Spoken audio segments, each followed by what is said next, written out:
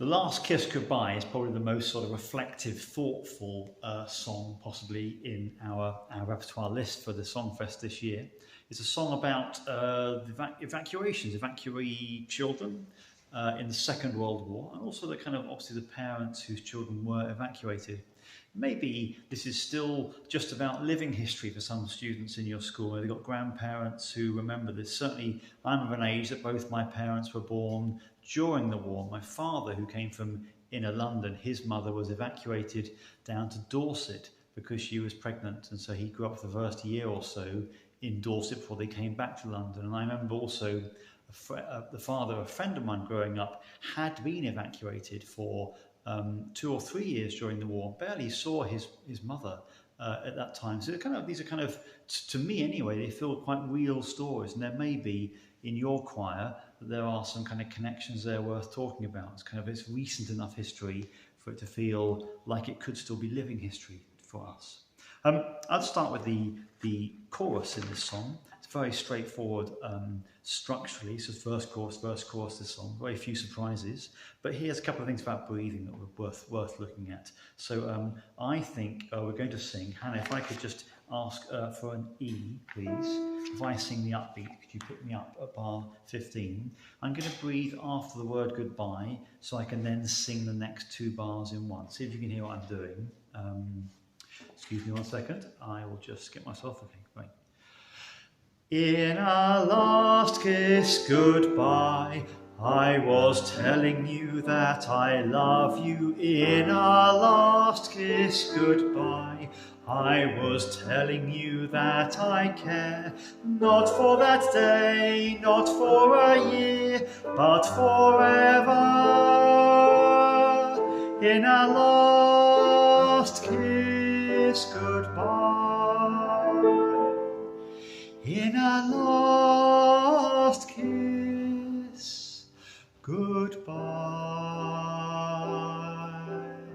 Great. So I'll just clarify those breathing marks. If you've got the music, or you can take a note with you, or just watch this video again if you want to. So it's last kiss goodbye, then I breathe quite early, the breath, but then I can sing, I was telling you that I love you in our last kiss goodbye, in one breath, because there's not time to do it after telling you that I love you.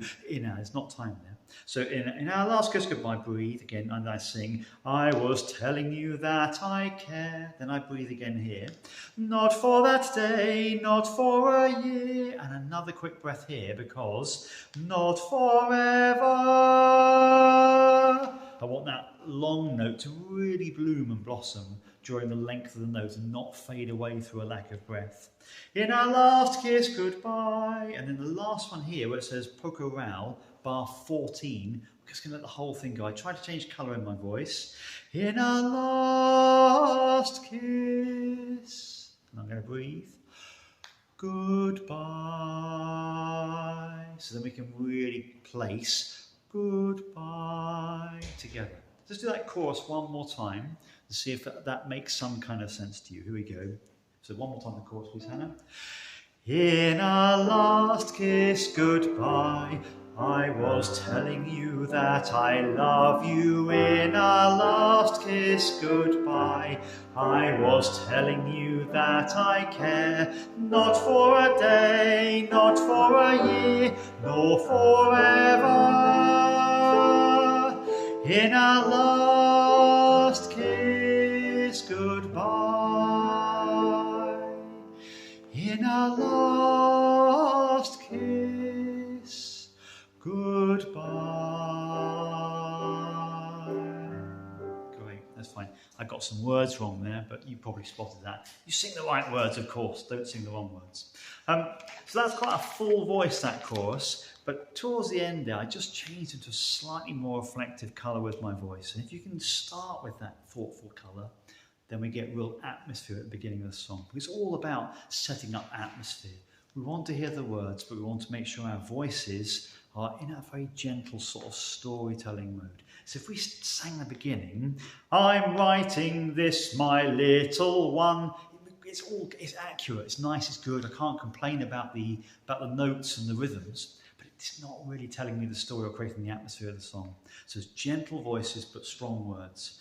I'm writing this, my little one, so you know just how I feel. So it's just think about the meaning of the text, think about the setting of the song, where that person is, what they're doing when they're singing these words.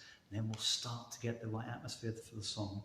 We just go from maybe 2 bars before I sing to bar 5, would that be okay?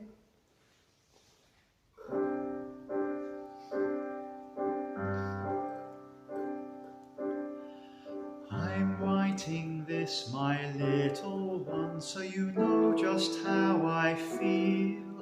In case I never tell you face to face. And as we held each other close, I thought our hearts would break. Our words goodbye were silenced by our tears. Great. So there's a couple of things I was doing there as well, which maybe you should think about. Firstly, I kind of find myself singing our rather than our.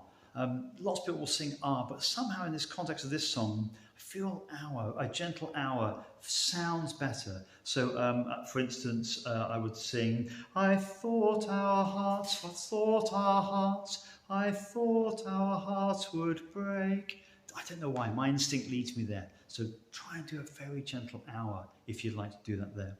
The second thing is you might want to practice that octave leap.